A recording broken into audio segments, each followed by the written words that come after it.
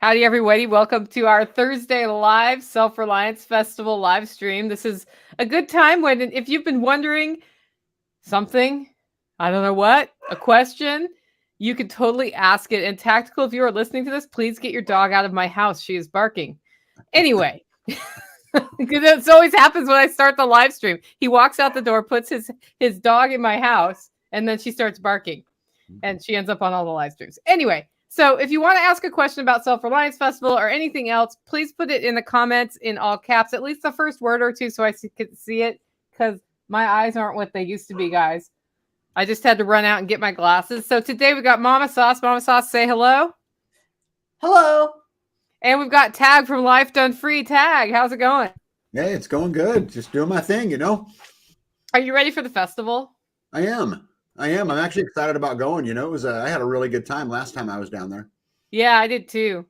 I think that was the first time I wasn't completely panicked for the whole event. That's the last one. Just to be blunt. Yeah. And so I had a good time at the last one. You had a good time at the last one. You started telling me some stuff about what happened after you left the last Self-Reliance Festival. Yeah. And I was like, man, we got to get him on and talk about that. So let's start there. So you went to Self-Reliance Festival. What were you expecting? Was it what you expected? Yeah, it was different. My a little bit different than what I expected. Just because it was way more business than I had expected, if that makes sense when I say that. You like business content? Yeah, no, it was just more what's the word I would use? Regimented. Like I'm saying, there was this, then this, then this. It was very structured. Yeah. Throughout it, when most of the ones that I had spoken at before were a little more loose. And so it was a little bit different for me. It was good though. It was good. Yeah. I got to, tell my story, which was cool. And everyone welcomed me. Hey, Uncle Bodie's in here. What's up, buddy? I know most of these people, but anyway, what's cool about it is the festival is cool. I like speaking. I like telling the story. But that's really not where the gold comes from, in my opinion. That's just kind of what gets everybody there, but yeah. But for me, what was cool is I met some amazing people. And, there's some of the people that I met there last year that I talked to weekly. And in fact, two of them that I met at the SRF Festival are right here in my county right now as we speak, working on land that they had purchased between the time I was at the festival and now. Yeah. And, they're putting in driveways and they're doing this and they're doing that. We've got a big potluck we're going to do on Sunday just to hang out with everybody. But when it was all said and done, I met a farm out of Missouri that I've become very close friends with. I've had two people buy land around where I live and have joined into our community. Mm-hmm. I've met another guy that now I'm doing business with. So I met all kinds of these cool connections that have turned out to be these great friends, and so that was not at all what I expected. I would have went just purely for that. Yeah, I was talking about that the other day, like, because you and I are both speaking at Next Steps in a couple weeks. And I said, I'm really excited about the speakers there. And just like Self-Reliance Festival, I'm, 99.9% certain that the thing I'm going to get out of that is I'm going to meet some people there who I needed to meet. Yeah. And that's the way most events go is the people you meet, if it's the right kind of event. Yeah. They're the ones you need to have. So what was your network like before Self-Reliance Festival and how did it change after? Yeah. So our community here has about 900 inactive people. Mm-hmm. What I mean by inactive is that's just the total size of them. Active, we've got about 150, and then we've got 50 who really do it all. And you know how that works, right? Yeah. And so, we added a few families to that, which was great. But I'll tell you something that's interesting is, there's a lady right here in the chat who she didn't come into my community or anything like that. They live a state away, but I mean, I talk to her weekly about what projects they've got going on. So I think to answer your question, what grew for me, we gained a few families, which was great, and active families, people who are going to be active in everything we do. But the other thing, I gained some relationship, Dog Creek Farm. There's another one right there. Yeah. Hello, Dog Creek Farm. Yeah. So I met Dog Creek at the Self-Reliance Festival, and he's got a fascinating story. You want to get someone on to talk about going from, being bankrupt and to a free man? That's a good story. All right. And he'd be a good one to talk to. But anyway, I've just met all of these friends that now I get to talk to all the time and have taken me to weird places, which is pretty cool. So my community was basically impacted by a handful of families, but the network, the like-minded network, was impacted huge. Yeah. Porterhouse and Teal. There's another one. Yeah. He's Eric. going to be back. You know Yeah, that, good right? guy. Yeah, I do. I do know that. We got the cat visitor. Yeah, him and I are going to hang out some. That's awesome. Well, do you want to bring Dog Creek? Do you want to come on out of curiosity? Because I have the power. Yeah. Yeah. He's a great story. Yeah, Dog Creek. Just let me know. I'll throw a link, and other guys who see the link, it's for Dog Creek. Yep. There's another one, LJC, which is down in your comments. I met at the Self-Reliance Festival and talk to you all the time. Yeah. Great people. Just absolutely great people. Did you meet them at your booth or just out and about? How did you did they come up to you after you talked? How'd that all go down? All different. I didn't have a booth there, but it was just walking around. People walk up to me and say, "Hey, Tag, I got a question for you," or whatever, and I'm not a shy guy. So, just started chit-chatting, and then next thing you know, I'm talking to them all the time. And what's crazy about it is like, I'll give you an example, Porterhouse and Teal. There are some things he does on his farm that we've now incorporated in our farm that make our farm better. I mean, he's taken away from me, but he's impacted my community just being him, Sweet. Dog Creek says, I'm bringing my son this year, but do you want to jump on the live? That's the question, Dog Creek.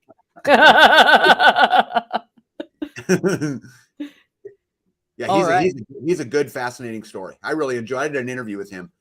Just really good guy. Yeah, well, Porterhouse is like, he's exploded. I mean, he's basically exploded his following on YouTube after that.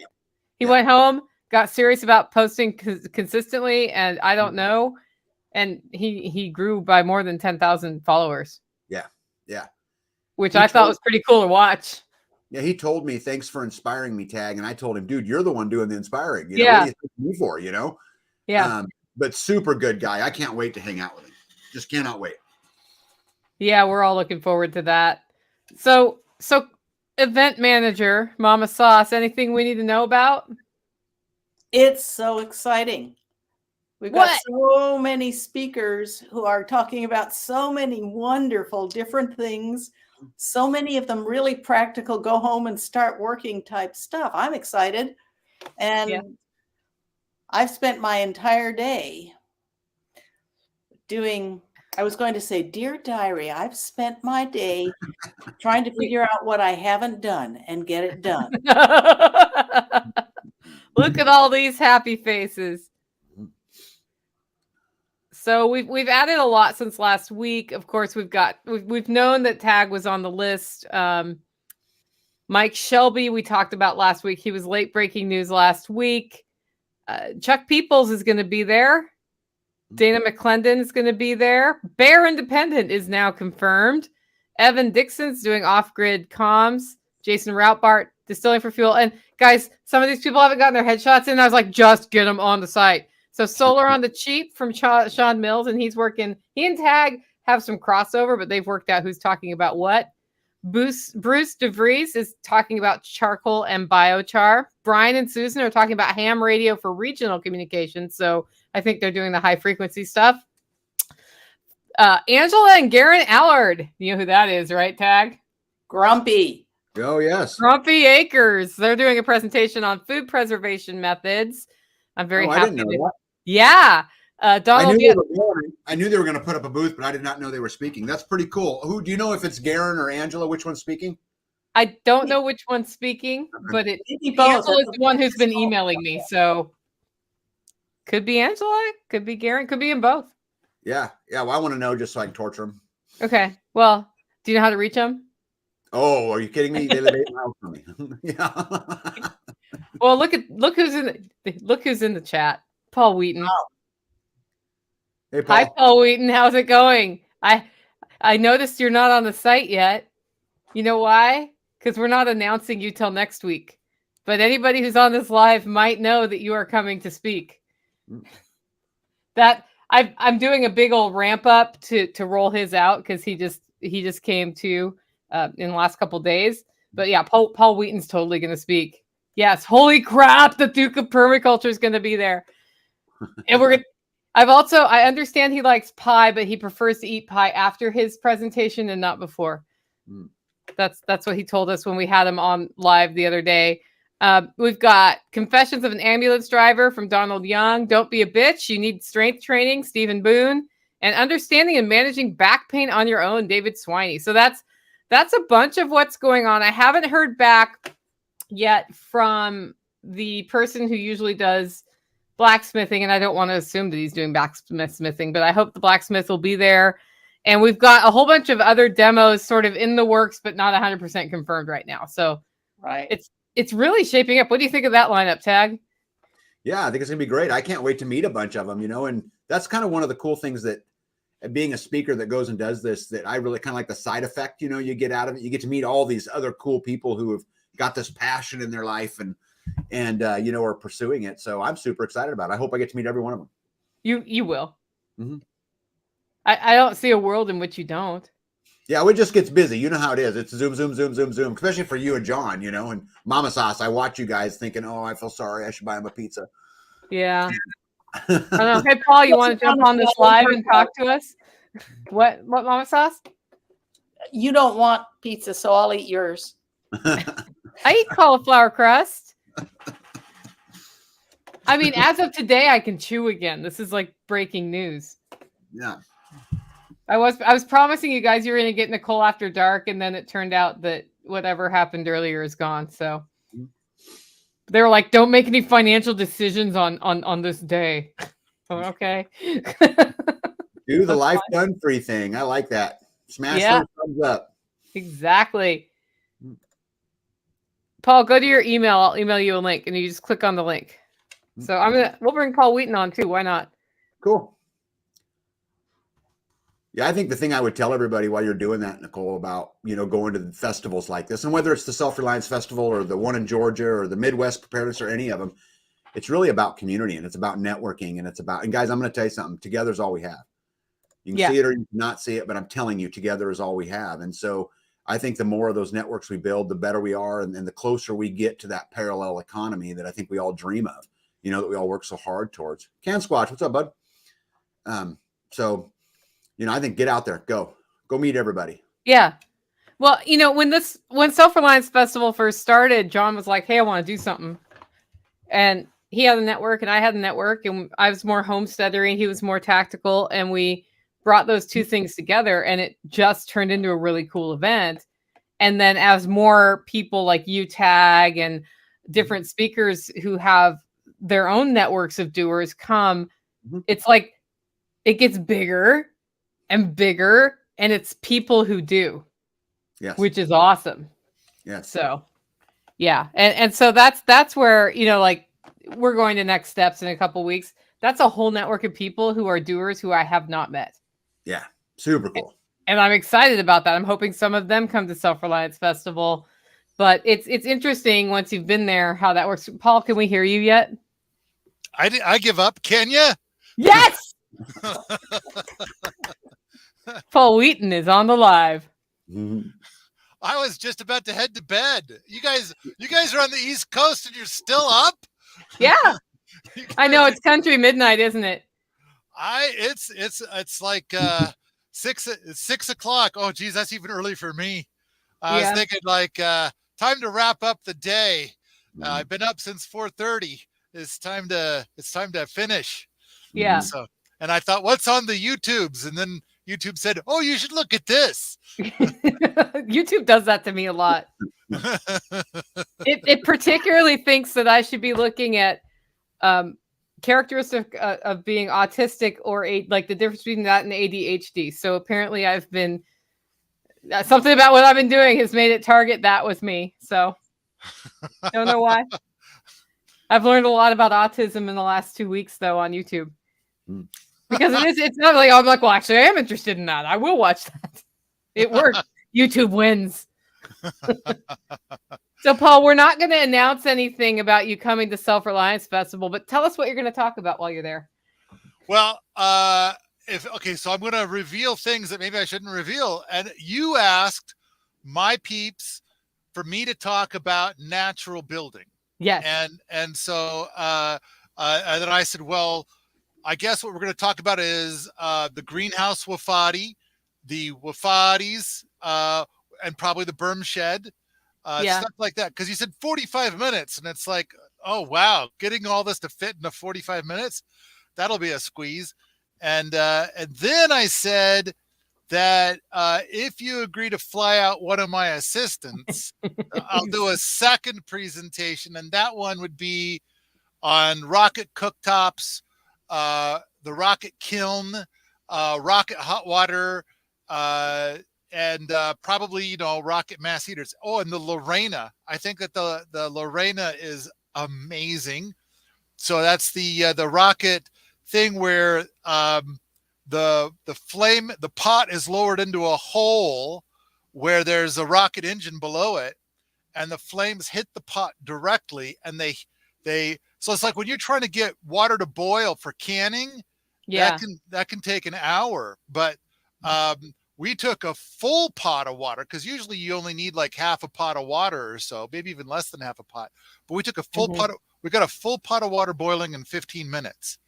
And so what would it be, like 7 minutes for the normal amount for canning? So, but the thing is that you put the pot in the hole, and it blasts the flame onto the bottom of the pot, and it heats from the sides of the pot.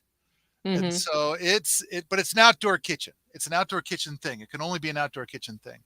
But basically, but you should be canning outside anyway in the summer, because otherwise you will heat up your house. And right, Tag? Is that how you guys do it there? Yep. Oh, yep. Yeah. Otherwise it gets way too hot. But the other thing is, it was like all off grid. You want it all off grid, and it's like, oh yeah, we got tons of off grid for you. So there's probably about a dozen different topics that we've already got presentations for. Yeah. But that was kind of what was left in front of me. They're like, oh, Nicole wants natural building. So, and we've got an outdoor kitchen started here. But then also the other thing is when harvest comes on in the fall, because we had this solar food dehydrator, which is really amazing at dehydrating food on a sunny day. And it's like, man, I wish we could do that. Like, what if the weather turns or night comes around? And so we made another solar food dehydrator that's just crazy jumbo huge, with a rocket assist. And so what you do is that when evening's coming around, you just build a small fire. It warms up a bunch of rocks in there, a bunch of big ass rocks, which will hold the heat through the night and keep the air moving through. So that's our solar food dehydrator with rocket assist, which is great for the fall when you're getting in all your foods and stuff and you need to dry them all. Anyway, I don't know. You asked me what I'm going to be talking about. And you said what I wanted you to tell me. So when I said natural building, I was just thinking to myself, what I really want is a deeper dive into the Wofati. Right. And he's like, I'll do something about Wofatis. I was like, yes, because it's a perfect fit with Tag's, because Tag has an off-grid homestead and has like changed his life, his approach to life, as well as has a very comfortable off-grid homestead. Yep. And he'll be presenting. We've got Sean Mills doing some things about solar on the cheap, and then adding Wofatis to that, which means like if you build in a way that reduces the need for heating and cooling. Yeah. I had a presentation that I gave at a preparedness conference a couple of months ago about the truly passive greenhouse, which is a Wofati greenhouse. Yeah. And Bo said, yeah, but we can't use that because Nicole's people, they don't want to hear about greenhouse stuff. They want to hear about the joinery. They want to hear about the roundwood timber framing that we do inside of the Wofatis. That's what her people I'm sure they will want to hear about that. Yeah. And it's like, oh, okay, we could do that. I love talking. How did about they know joinery. that? Did they like interview my people? I think my peeps are already like, consuming your stuff is what is my guess. I mean, when do Jack keeps telling me about that podcast, and it's like, Jack, I think I've listened to 3 of your podcasts for all time. And Yeah. it's like, I'm really not a podcast consumer. I don't know why people listen to my podcast. So, Yeah. but the key is that, so I'm right. The joinery is what your peeps want to hear about, because I think the berm shed is a good one. And then I think that, boy, we really, for the roundwood timber framing, we really knocked it out of the park with the greenhouse, with the Wofati greenhouse. And we really kind of we've got a movie about the greenhouse, and we go into a lot of detail about the joinery in that movie. Yeah. Yeah, and that'll be cool. They'll be really interested in that. Okay. So here's the deal, guys. We are live streaming on 4 YouTube channels right now. And so I saw a comment like, I know who Tag is, but who are these other people? And it occurred to me, depending on which channel you come here from, you may not know who we are. So I'm Nicole Sauce from the Living Free in Tennessee podcast. And I work with a fellow named John Willis from Special Operations Equipment to put on a festival twice a year. It's called the Self-Reliance Festival. We do this in Camden, Tennessee. It's about an hour from Nashville. And if you want to know more about the Self-Reliance Festival, it's selfreliancefestival.com. And Tag is going to be speaking there. And Paul Wheaton is going to be speaking there. And if you want to learn about knitting, you can totally hit up Mama Sauce for that. I'll be speaking there as well about smart homesteading. So that's sort of the context for tonight's discussion. And Tag came on to explain last time he was there. He made so many good relationships that his network changed in his immediate area, which was cool. And then Paul was in the comments. So I was like, well, Paul should hop on, because I'm not going to announce that he's speaking at Self-Reliance Festival till next week. But now the cat's out of the bag. That's okay. So that's who I am. Tag, tell everybody who you are, and we'll let everybody just do a one-line, whatever. Yeah, I'm Tag from the YouTube channel Life Done Free. I'm also the founder of freesteading.com, which is a social media platform designed to connect homesteaders and people together. I'm an off-grid homesteader in Northeast Kansas, and my channel really focuses mostly on freedom and how to starve the beast and how to take our freedoms back. And I got hooked up with Nicole from the last Self-Reliance Festival when I spoke down there, and they graciously asked me to come back and speak. And so I think that's why I'm here. Yep. Okay. Paul Wheaton. Who's Paul Wheaton? Duke, permaculture. Okay, go ahead. so hey, and look, I got this was from Sepp Holzer. It says the Duke. I don't know if you can see it or not. Yeah. Yeah. I can kind of see it's dark a little bit. I feel pretty proud of that. Sepp Holzer having given that to me. But all right. I'm in Montana. And I have produced more than a dozen movies about off-grid stuff. And I have written 2 books that are fancy and printed and things like that. And they sell very well, I am told.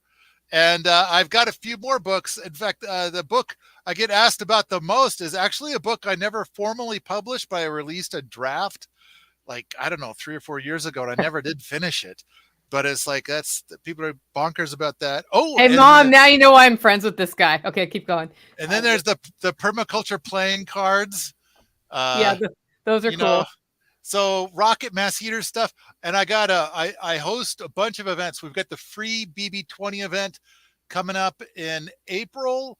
And then it's our summer events of the permaculture design course for scientists and engineers.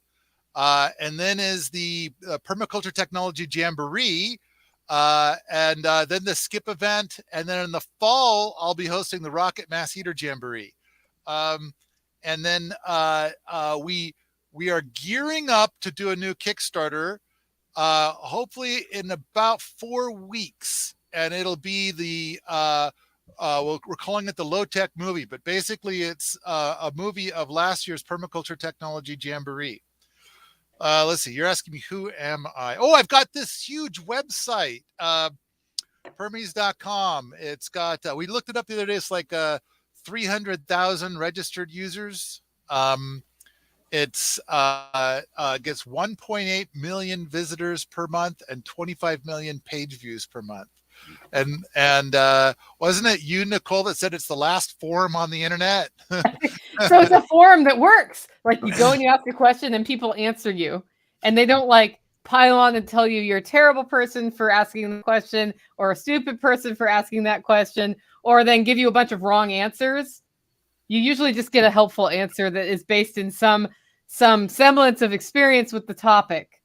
So for me, this is a big deal because, like, if you go onto the Backyard Chicken forum and ask, like, hey, my chicken's looking a little ratty and I'm worried about her, and you're going to get, like, that chicken has every disease known to mankind. It's been attacked by animals. And maybe somewhere there, somebody might mention that chickens molt. Maybe. Which, when your chicken's looking ratty, what's the first thing you think? Yeah, molting. Molting. Wait, no, there are feathers all over the yard. The chicken looks ratty. I stopped getting eggs. It's molting. Yeah. I think that a lot. Yeah, there used to be stuff like that on Permies, and we just deleted it. And then if we have to delete somebody's post so often, we just ban them. It's just less work. And then so now, after all of these years of this process, we've got people that have been on there 10 or 15 years that are just lovely. And then the people that were grumpy, we locked them out.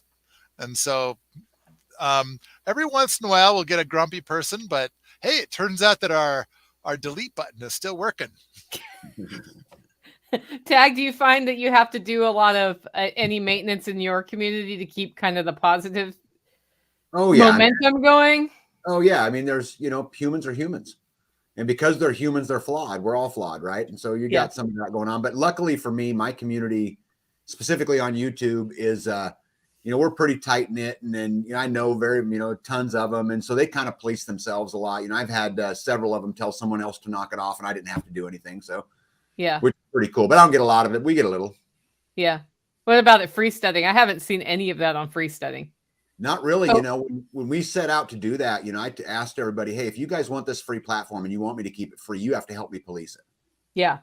And if you help me police it, I'll keep it free forever. And I won't, that's just the way it will be. But so we haven't had a lot. I've kicked one person off of freesteading in its entire life. Wow. One. A thing happened. I bet I've banned 20,000 spammers. Yeah. And I bet I've banned more than 20 people for just being hostile. Yeah. And so, but there's a lot of traffic, and then it's like, help me police it. Then you'll get people who come and they say, I am helping you police it. I'm beating this shit out of these people over here that need a good beating. And you're like, no. So I don't know. It's different people have different ideas of what that means. What's necessary, right? Yeah. There was one guy that I met. He was a permaculture leader, and he kept calling this one guy stupid. And so I would delete it, and then he'd be really upset with me that I deleted it. And he's like, how is this person going to learn that they're stupid if I don't publicly shame them in this way? And so I finally got tired of having this debate with the guy, and I just locked him out. Yeah. It's not your job to show them that. They will realize it over time on their own. Or it could be just a different value set. And it turned out the person that they were shaming, I thought was a pretty decent person. Yeah. The person doing the shaming was just not a great person. And so, and really that's the thing that I think is the key, is that when I started Permies, I had already managed several online communities. And when I started Permies, I thought it would always be tiny. And I said, look, there's only one rule, be nice. And then I'll post some guidelines once in a while about what I think that means. But let's be clear. I want to run a site that talks about the things I want to talk about the way that I want to talk them. That's about it. And if you make a lot of work for me, I'm just going to ban you because that's easier. Mm-hmm. And it's like, then people say, you can't do that. That's not the way the internet works.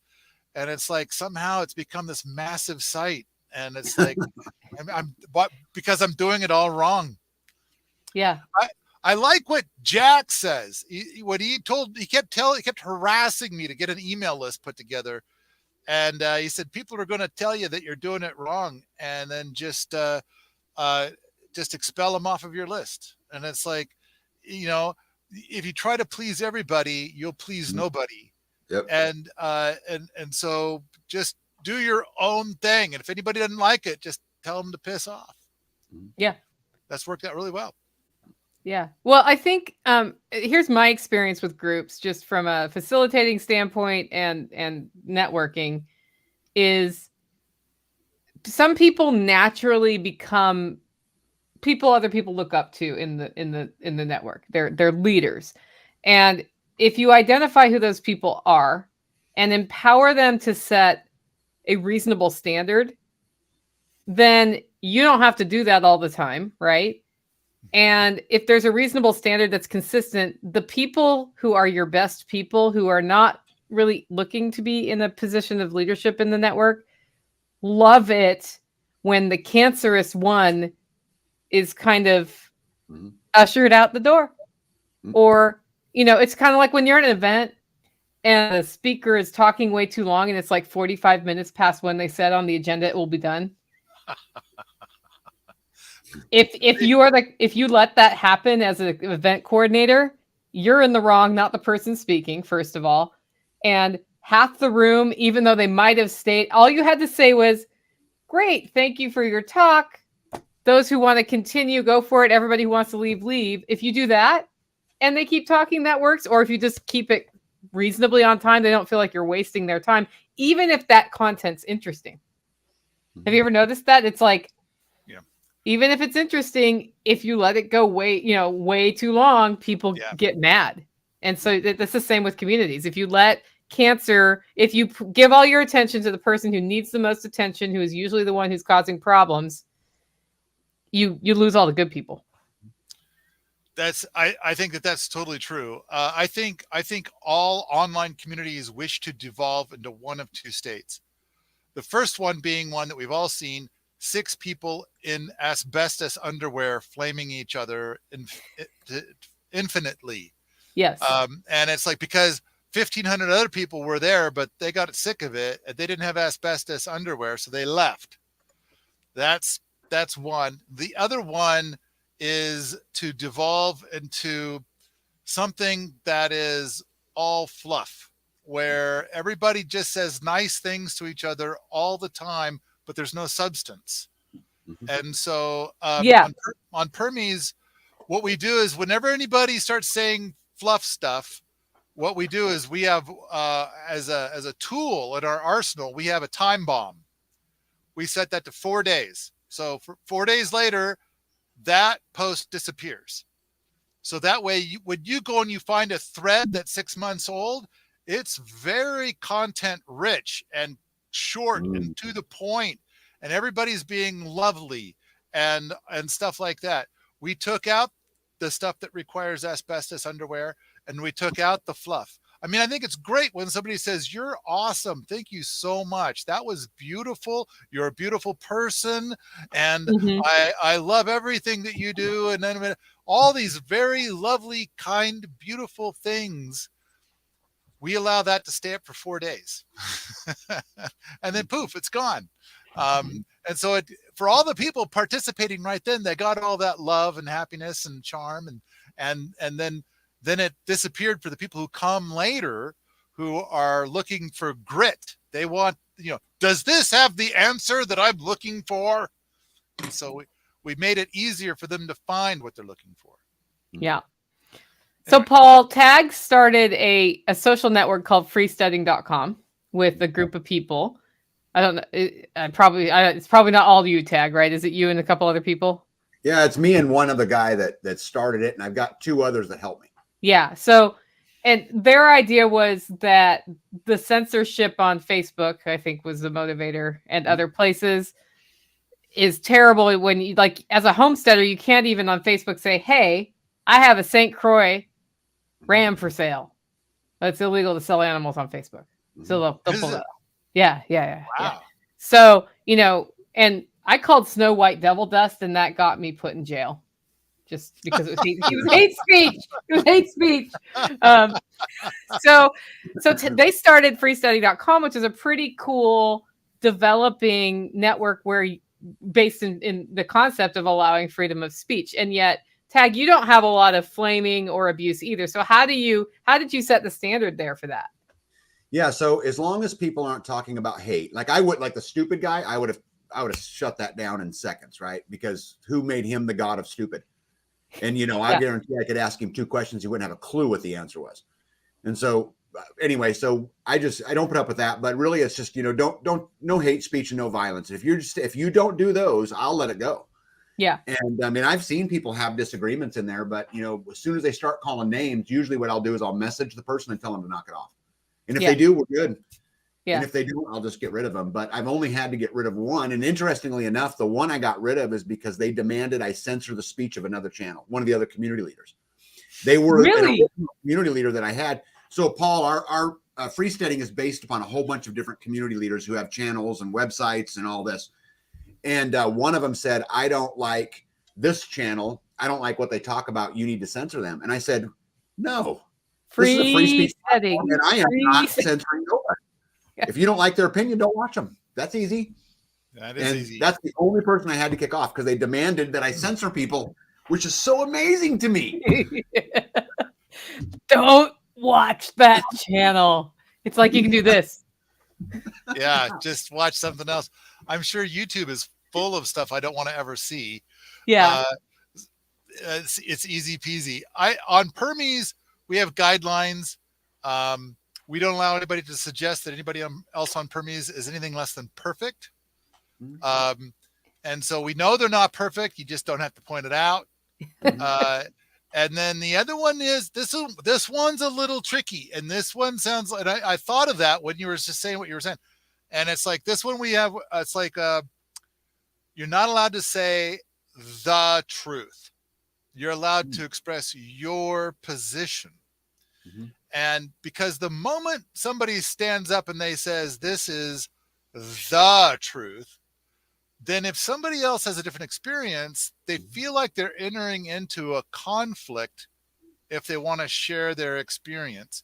And so, and I feel like I want to hear that other position. And so if somebody says the truth, that kind of prevents people, lovely, kind, gentle souls, from sharing their position. So we don't allow the truth, which is a little bit weird.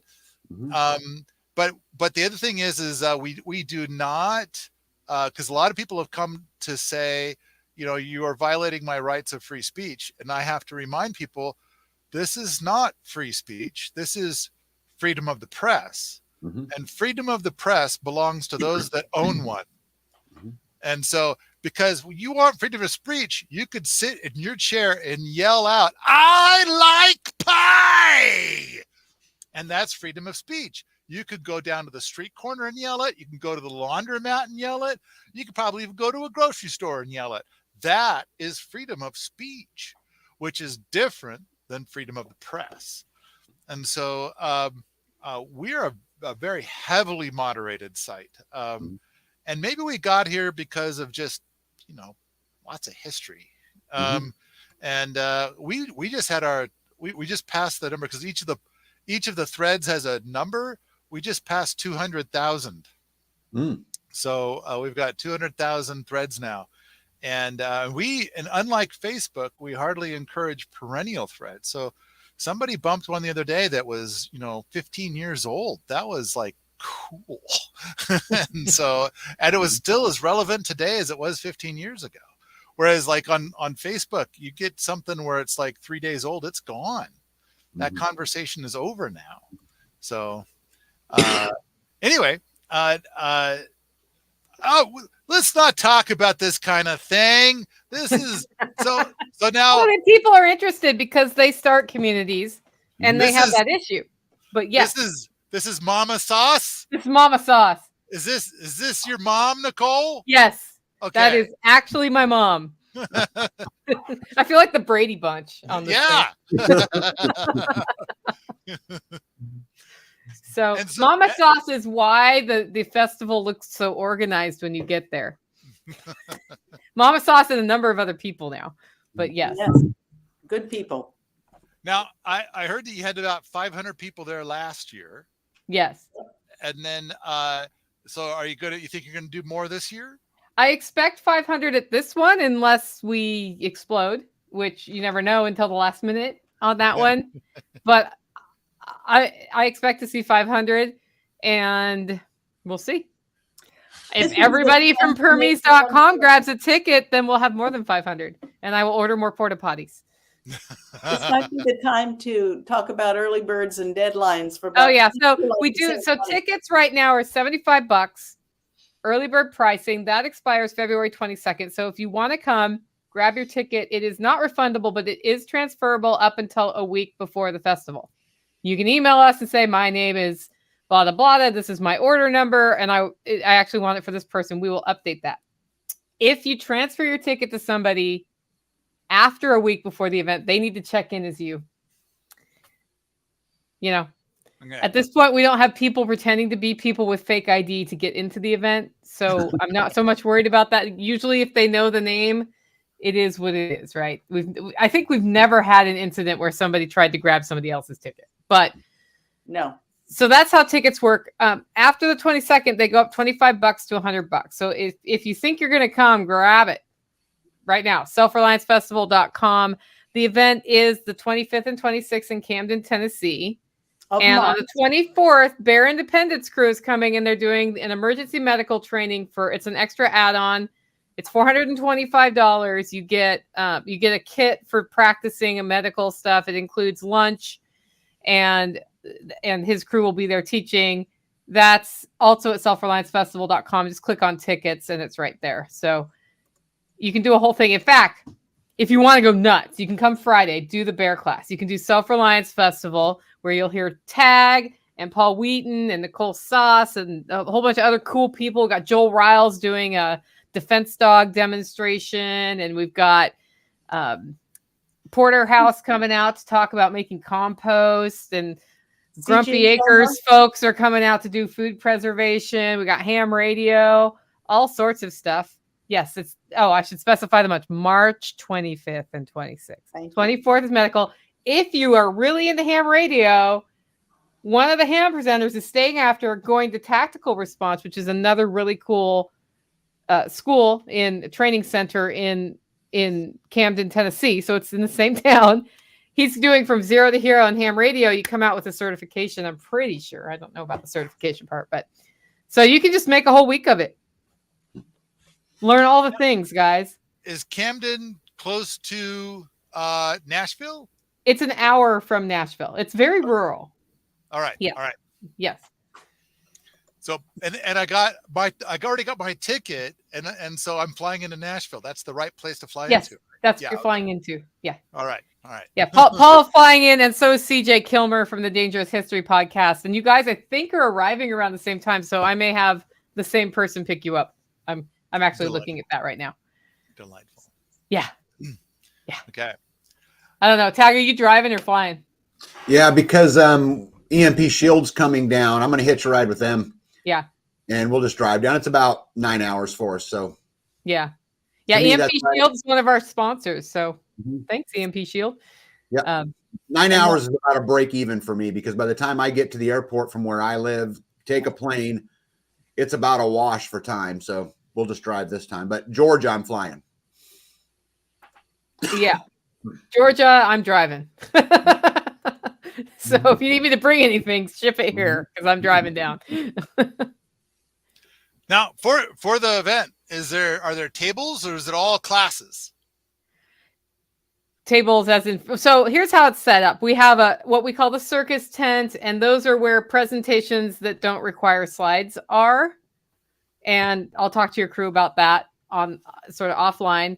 There's another space that we call the garage, and it has a slide projector. It's a little bit smaller, so fewer people fit in there to watch it. And then some people do things that are more appropriate to demonstrations, like the blacksmith. We don't put the blacksmith, we don't have him drag his forge up on stage and like do all that, right? So when he's there, or we have distilling for fuel, I know will be there. So he shows you how to distill for fuel. In front of the building, and that goes on throughout the weekend.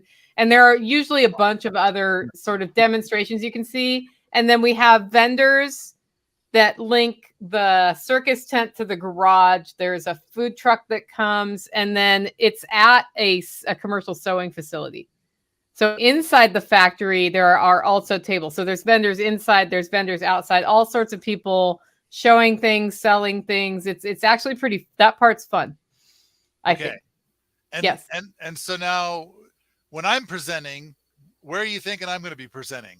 I'm thinking I want you in the circus tent if possible. So I will talk to your people about that. Yeah. So that means no slides, right?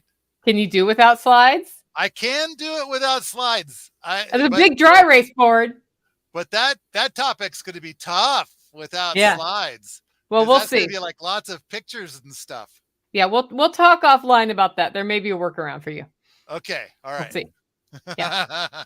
Tag's used to the format now. So the way this happened, Paul, is that I've seen a lot of PowerPoint abuse in my time as a corporate facilitator. And PowerPoint abuse is when you write your presentation on your slides, which you don't do because I've seen your slides. So you write your presentation on your slides, and I can read your slides faster than you can speak what's on your slides, and then you lose the attention of the audience. And so when we first went there, we actually didn't have slides on purpose, so people had to be more prepared for their presentation. And I know that sounds mean and manipulative, but did it work? Yep. It totally worked. And so now, we have a better handle on who's ready to speak in a group like that. And so we put a big giant screen in last time so that there could be presentations and slides, because some topics just lend themselves to that better, Well, I think a wafati is hard to wrap your head around. Unless you see a picture of a wafati. Some pictures, some drawings, and then the greenhouse wafati. We did so many things. Now, how cold does it get in Camden, Tennessee? Boy, so Tennessee is an interesting state where sometimes the cold pushes down and sometimes the warm pushes up. So in March, it could be in the 20s to 40s, but it's probably not going to be. It's probably going to be in the 50s to 70s. But it could be that one time in that one March where it was 80. So we'll know we have a better idea of the shape of the weather close to it. The sewing factory has, climate control. So if people need to get out of the elements, they can. It is the Self-Reliance Festival, so you could wear layers. I know you can handle the cold if it's cold. He's like, that's why I'm in Montana, Nicole. So it just depends. And if it's raining, that's why we get the circus tent, and is what it is. Well, weather happens. So with the greenhouse that we have, the truly passive greenhouse, there's no fans in it of any kind. Yeah. Then we managed to keep the temperature inside above freezing all winter, even though it was 12 below outside. That's why I was asking, does it get to 12 below? So we actually got a little colder this year, but the coldest we've ever had in the last 9 winters has been 26 below. But most of our winters get just barely below zero or doesn't get below zero most of the time. Yeah. So, but anyway, last winter we got to 12 below, and we didn't, and nothing in the thing is that all the trickery that we did with the design of this wafati greenhouse to do that, I would have a really hard time conveying that with interpretive dance. Ooh, ooh, okay. Ooh, I mean, I kind of want to see you do it with interpretive dance, like get people from the audience. Me too. That's my vote. Yeah. People will be riveted by that. So, the slides help. The slides help a lot. And I do read my slides from time to time because they help me to remember what is it I'm supposed to talk about right here. So in the circus tent, the speaker has a computer they can look at if they want. Okay. Because that's what Jack does. He has because Jack presents from slides, but not in the abusive way, which I explained. And he's like, Nicole, if I don't have slides up there, you're not going to like what happens next. And I was like, okay, well, put them on this computer. So, there's a few options for that, Paul. I'll talk to your assistants about that. Okay. Because the other, there's ways around. But I'm not sure people are going to fit in the garage when you speak. If we put you in the garage is my problem. Okay. All right. So, Yes. Yeah. And I hope we can, bring at least 100 extra people there. Yeah. Bring 200. Let's go for gold.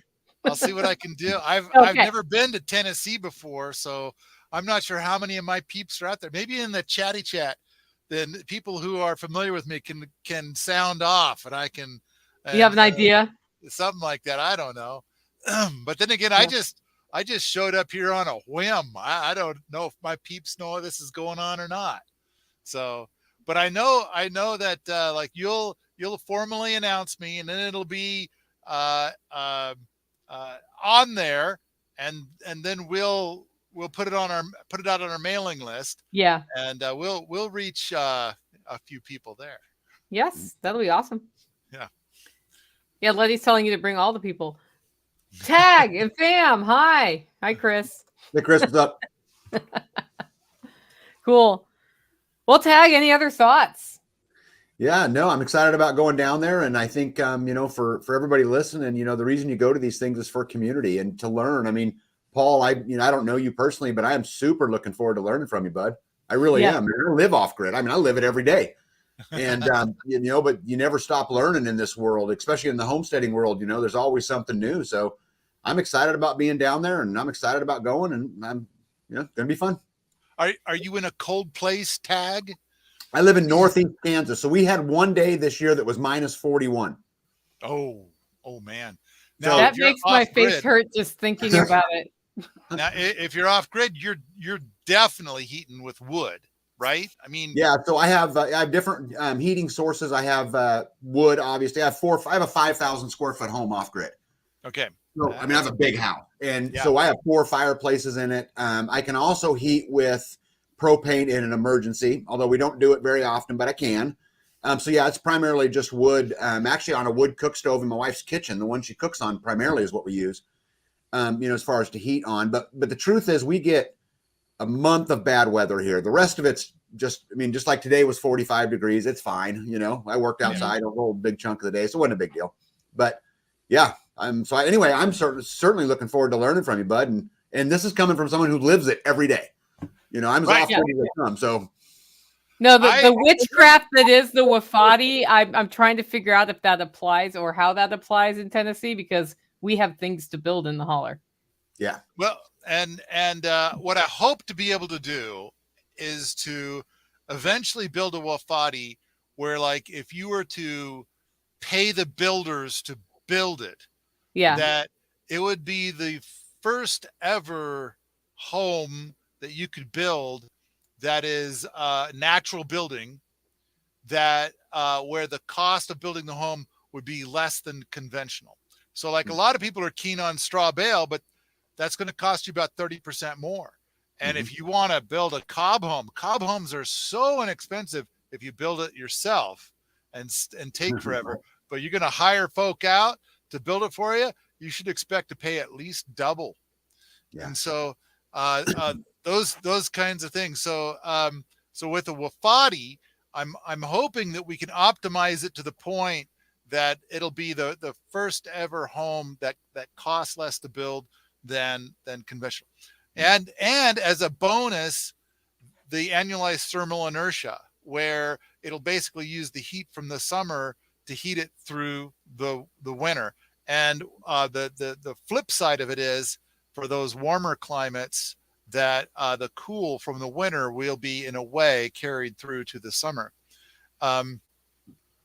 Those kinds of things. But of course, the thing is, I saw an off-grid YouTube video like 2 days ago, and they were so proud of their off-grid thing, and they had their wood stove, and they're like, here we are getting the wood to heat, to put in our wood stove, and he built a big ass fire. And then it's like, okay, now here I am cleaning the chimney, and I'm just kind of going, oh. And what I want, of course, is, like, if you're going to travel that road, at least get a rocket mass heater. And so I actually ended up contacting the guy and saying rocket mass heater. And then he started talking about insurance. And I had to say, like, no. Insurance companies think rocket mass heaters are 10 times better than a conventional wood stove like yours. And so they've learned, they love them. I mean, the reason why an insurance company doesn't like a wood stove has to do with the dead bodies from when you get a chimney fire, which is why you're up there cleaning it. And rocket mass heaters never get a chimney because basically they've domesticated the chimney fire. That's how a rocket mass heater works. So it uses it all. There's no creosote in your system. So anyway, sorry, Tag. Yeah, I just, you say off grid and my mind just goes zippity doodah down that road. And I'm like, oh, I want you to use a rocket mass heater. Yeah, Paul, listen, but I don't claim to know everything. I know what I know because I've gone down the road I've gone down, but I'm learning every day, and I'm learning how to be more efficient every day, how to be freer every day, how to do things better. I went from a corporate job where I wore a suit and tie every day for a big financial company to quitting the whole system and learning it on my own. I mean, I'm on a journey. I'm in, man. You guys are going to have the best conversations. I think I just need to sit you two on stage and you just talk to each other. Oh, I'd love to do a panel because, my version of off grid is this super modern. I have every amenity any other house has. I have big security. I have air conditioning. I have everything, but it's not to suggest that my way is the only way. It's just the only way I've found so far. I'm open to learning. Yep. Bring it on, my background is as a corporate whore also. Oh. Actually, Jack says nobody wants to call themselves a corporate whore except me. And it's like, I played that game for a couple of decades. Yeah. I did software engineering and in fact, here's this is software that I wrote in 1994. Okay. And it did very, very well. And then later on, like of all the projects I worked on, there's not very many I can talk about. But one of them is that I designed the ground systems for the spacecraft that takes pictures for Google Earth, or at least they used to. But that was a long time ago. Yeah. I wrote the predecessor to Google Earth. Only with my version, you could task the satellite to take new pictures. Mm-hmm. Yeah. Anyway, that's, so long ago, whole different life. Yep. I would welcome it. Like I said, I know one thing for sure, which is I'm human, which means I'm flawed. And because I'm flawed, I don't know everything. And it's cool. I know what I know because I've been down that road, but I'm in. Let's have a conversation. Let's get on a panel. I'm in. The more you learn, the less you know. That's true. That's how I feel about permaculture. There was a time when I thought I kind of understood what was going on. And I'm like, wow, this is a big world. There's a whole bunch of ways to apply this that I learn all the time. Yeah, that's the thing about off-grid living, I think, that a lot of people don't understand. And I'm going to talk about this in, when I get up there and speak, just about the difference. The main difference is management, in my opinion. You live in a traditional home, everything's managed for you. And when you live off-grid, you're managing it all yourself. And it's learning how to manage through and be efficient in managing through all of these systems and processes. And I'm learning every day, Yeah. So when going off grid, I agree with what you're saying so much. So many people don't realize that it's like, okay, if you're going to go off grid and you're going to have solar, let's say, then it's like, you're going to need to know 20 times more about how that works than you want to know. Yeah. Now, I do believe that we are on the edge of getting to something where it's going to be very turnkey. Mm-hmm. Like you just set the box down and you plug in your solar panels and it just works and you don't think about it at all. I think we're super close to that. And it'll be very modular. Yeah. But for now, there's so much you got to learn that you never wanted to learn. And it's like, and you got to be on top of it. And you're going to have 4 power outages a year. And now it doesn't just magically come back on. Like, well, let's just wait. We'll just wait. It'll come back on. No, you're going to have to go and it's up to you to figure out what happened and how to mend it. Do you have a spare inverter sitting in a box gathering dust, waiting for this moment? No, I do. I have one of those. It's literally sitting in a box. Waiting. It's It's the one I don't use. Waiting for its moment to shine. It's gonna shine.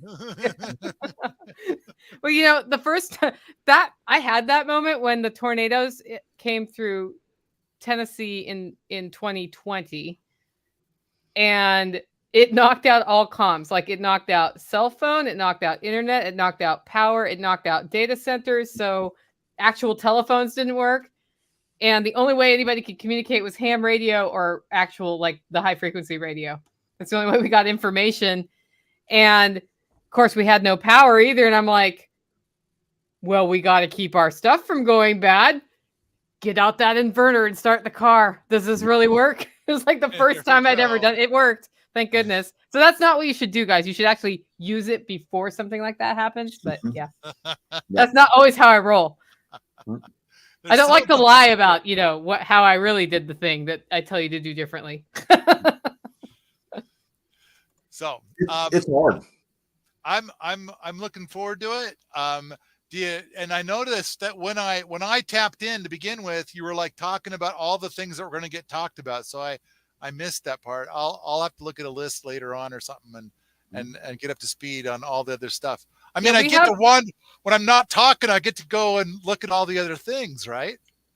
That's right, you do. And we have a really interesting, it's a very diverse, like, there's a lot of off-grid focus this time, which is cool because a lot of people are interested in figuring out how to take control of their energy life.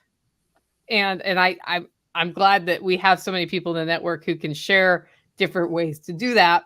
We also have 3 tactical presentations that are more like self-defense related. We have a lot of homesteading and growing food and preserving food. And then we have demonstrations. I call it like the makers demonstrations, where a skill like blacksmithing or welding or any of these things that people have forgotten how to do. Installing fence could happen. Somebody can show you how to stretch a fence. I don't know if that will happen at this one, but it has happened in the past. Those things pop up all over at the festival, and that's really fun too. I don't currently have an animal processing demonstration at this one. We've done rabbits, we've done pigs. We haven't done chickens yet, so I'll see if Willis has chickens still that he needs processed. So we might do something like that if it's there. But it's, you know, the other cool thing is to take tours of the property and see what's happened to what was essentially a rock quarry when he moved in. So anyway, so there's all sorts of stuff you'll be able to see. Plus you get to talk to really cool people. And as we were talking, I think, so we haven't locked in the entertainment for Saturday night, but there will be entertainment. I don't know if it's music or comedy or a combination of those things. I have reached out to somebody in our network who can help me find the right thing. So thank you. Tactical just brought me water on a platter like a waiter. Fizzy water. Yeah. So fizzy. Hey, I was going to ask Paul a question. You know, Paul, we've got a really good community here of a lot of people. So we have our own quasi-intentional community that I live in here in Northeast Kansas. And so there's homesteads being built almost every day. And I think a lot of these people could learn a lot from you. And I'd love to further our conversation on how to take that off-grid living, continue to push those boundaries to be a little better and a little efficient. I do it because I want to live free and I don't want no one to have stroke over me, and I want to be in control of my own life. But a lot of people do it for a lot of different reasons. But just to tell you, I would welcome the conversation. I mean, I'd absolutely welcome it. I can put you guys in touch. I feel like so much of what I know comes from, in fact, doing these events is awesome because you get to sit down next to other people and learn a mountain of stuff. I don't know how often it is I'm asked a question and it's like, oh, let me tell you about all the people I've talked to at the previous thing. So for example, it seems like every time I present, you know, because like when you're done presenting, there's usually like 8 or 9 people that come up afterwards and they want to say things and talk about things. About every time I present, there's somebody where it's like, okay, I got to tell you about where I'm at, and here's the problem I'm struggling with, and do you have any suggestions? And so and this comes down to, like, in my Permaculture Thorns book, which is the one that's not published yet, formally anyway. But there's a draft out there you can totally read. And a lot of people do. And it's like, I don't recommend it really. it's not finished, but apparently there's enough stuff there that people are getting traction. But there's three kinds of people that live in the country, and they're pretty much three evenly sized groups. Group one is people who live in the country, and it's delightful. Their neighbors are great. The government leaves them alone. Everything is peachy, or at the very least, they'll say that's the case. And maybe it's not the case, but they say it's the case. Everything is just delightful. And then there's a second group where there's struggle, and it's like their neighbor sprays onto their gardens, and or the government is saying you can't do that here, or whatever. There's all kinds of things, and that's the people from group two. I hear from at least one of those every time I present. And then there's the people in group three, and all of them used to be in group two, and they moved. They're like, I want to move someplace that's at the end of the road. And then on top of that, when I get there, I'm not going to talk to anybody within 10 miles. And it's like they had their drama when they were in group two. And it's like, I just want to be left alone. I just want to do my off-grid thing and be left alone. Have some peace and delight. And yes, I love community, says the people in group three. They love community.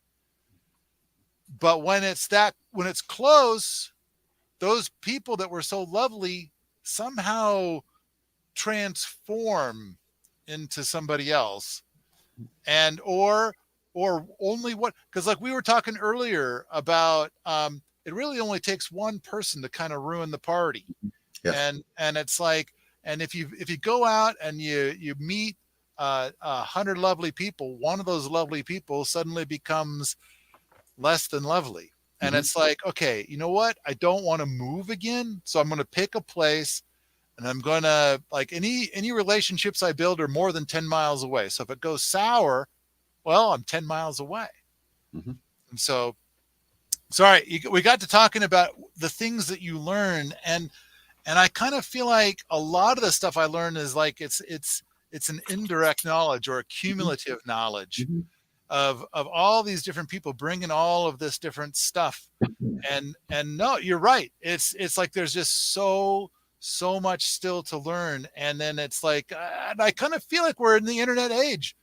We can adopt like 40 times more knowledge than we did 30 years ago. Because 30 years ago, we would read a book and we didn't know if the guy writing the book was a quack or not. And now we can get a lots more qualified information. We are relearning things from hundreds of years ago that were pretty much forgotten. But now, thanks to the internet, we can kind of pull that knowledge back, and we can enhance it with other knowledge that we've only learned in the last 10, 20 years. I think rocket mass heaters are a great example of that. It's got all the best from the masonry stoves, combined with new materials and new ideas on how to do it faster and quicker, like using duct and things, which wasn't available 300 years ago when they made them. So I think there's so much. This exchange of information that we can do today is phenomenal, and it's just a matter of how much information can you take in, and then plus in an efficient and beautiful and digestible way. How do you digest this new knowledge that's put in front of you? Can you digest it in this format or that format? Or you go to an event with a bunch of other people, and it's like, and now it's interactive. You can ask, if rather than just seeing a YouTube video, you can interact and say, well, yeah, but what about this thing? Yeah. So 6 years ago, I went to an event, and I met Sean Mills from Hack My Homestead at that event. And that same year, I had him come to my house, which is on grid, and assess it for energy. Like I was like, he said, what? And we established like big picture goals. Basically, took the permaculture approach to my energy plan, and started peeling some things off. So I have a solar water heater. That was the first thing we did because we looked at like my goals, my budget, what would make the biggest impact for the lowest expense. And that was it. It paid for itself in 2 years just by using the sun to heat water on my roof. Mhm. And we are doing our first solar install here in April. Mhm. And it's taken 6 years for it to make sense to go to solar because we've done Mhm. other things. There's a rocket mass heater in my pump house. There's not one in my house at this time, but I have a soapstone.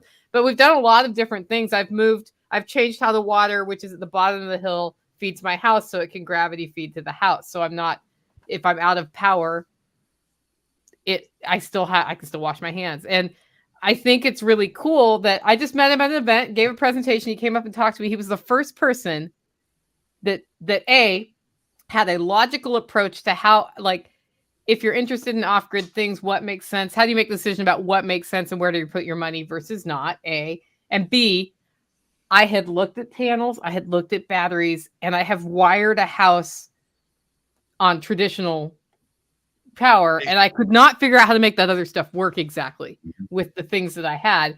And he, in about 5 minutes, just explained it clearly. And I was like, oh, why didn't anybody ever say that? And it was just because he spoke my language and other people speak another language, apparently. So yeah, I love coming to events. Justin from 30 Days Reviews, he should be adminning this entire thing or facilitating this. He's been, Justin, you're doing a great job. Yeah. Now, Yeah. Okay, so you got a soapstone heater right now.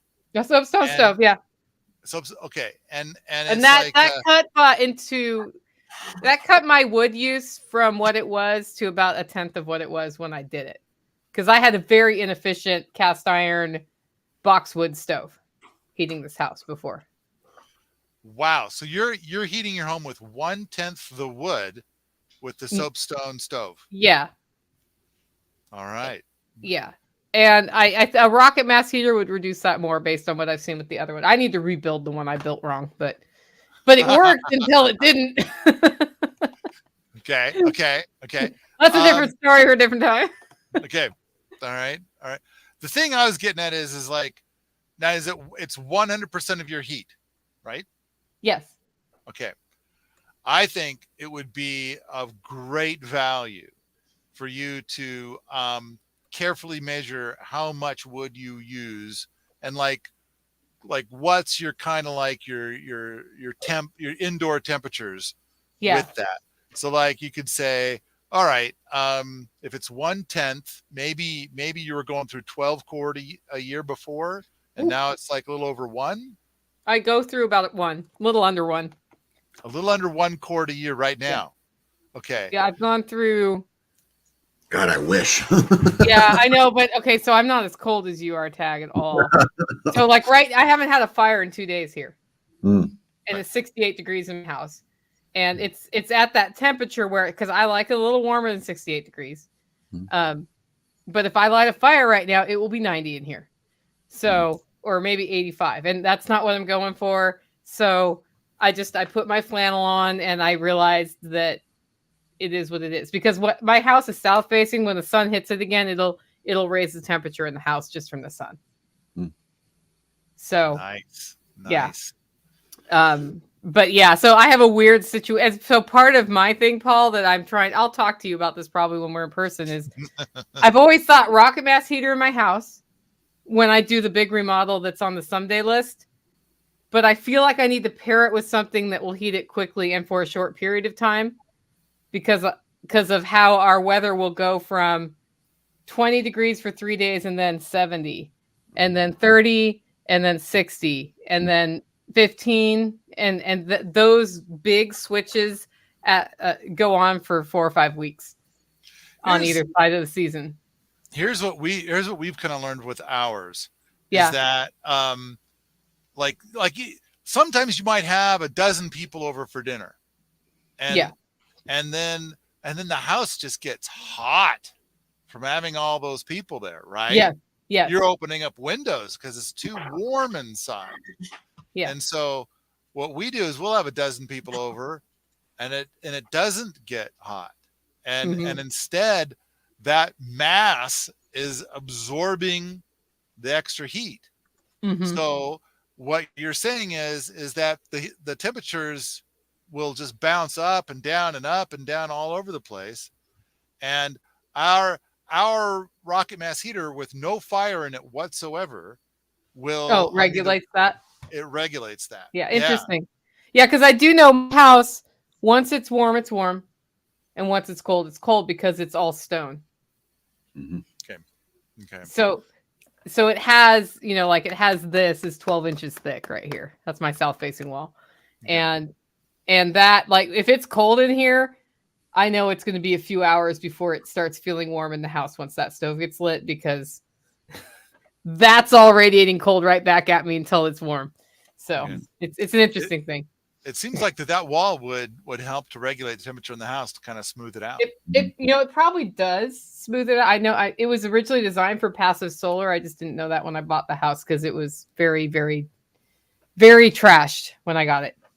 Okay. So I found later that there used to be a greenhouse right over there, but what I had was broken glass. A lot of broken glass. So anyway, cool guys, let's go once around the horn, because we're a little over an hour here, and some of us have realized it's country midnight. So I don't know. Tell people how to follow you, whatever you want to say. Let's start with you, Paul. Permies.com is kind of like the central hub of about 15 different websites. I think there's lots of, if you just go to Permies.com, there's lots of direction from there. We give away a lot of free stuff, like that thing where if you get this free thing, then you can sign up for our emails, or if you sign up for our emails, you get this free thing. But the most recent one, somebody made some plans that were really nice for rocket mass heater plans. But we've got jumping off points for all of our products and the forums and, the community, stuff like that. Podcasts, YouTube channel, it's all there. Cool. And 30 Days of Reviews has got our back on that with links in the comments. Yeah. Thank you for that, Justin. Oh, I just got my silver play button from YouTube just like a couple days ago. Congratulations. Yeah. Lonnie, do you want to say anything about Self-Reliance Festival, or did we put you to sleep? I'm not asleep, but we all know it's selfreliancefestival.com. Hit the tickets button. Yeah. Tag, what do you got for us? Yeah, you can find me at Life Done Free on YouTube, and then freesteading.com as far as the social media platform goes. But most importantly, you can find me at the Self-Reliance Festival, right? That's right. Selfreliancefestival.com, March 25th and 26th. I look forward to seeing everybody. Paul, thank you for your advice tonight. I appreciated it, and I look forward to learning more from you, bud. Yeah, cool. I look forward to learning more from you too. Yeah. And this is Tag's station here. It's at Life Done Free, in case you want to try to catch up with him. Guys, I'm Nicole Sauce from Living Free in Tennessee, and I am also transmitting on John Willis's channel, Special Operations Equipment, with permission, just because it's, this festival is an effort of both of our networks. We're hoping to see you there. And I saw one question before we go. Did we cover volunteering for SRF? I don't know, but send me an email, Nicole, Nicole, at livingfreeintennessee.com, or go to selfreliancefestival.com and fill out the contact form. Those will come to us as well. Let us know you're interested in volunteering, and we'll filter you into the volunteer network. And that's my YouTube channel, because Justin's got my back. This is the Special Operations Equipment YouTube channel. Guys, thanks so much for being on the broadcast tonight. Of course.